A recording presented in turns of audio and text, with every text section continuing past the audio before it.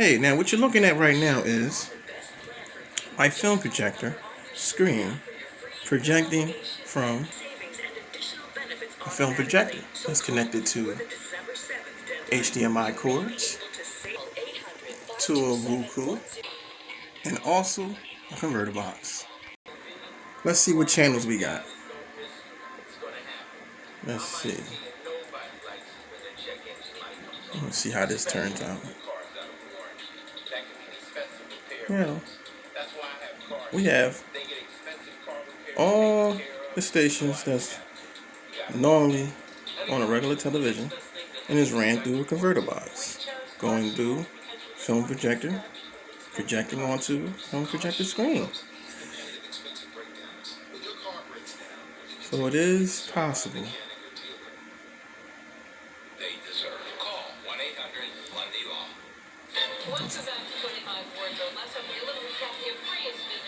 Pretty decent.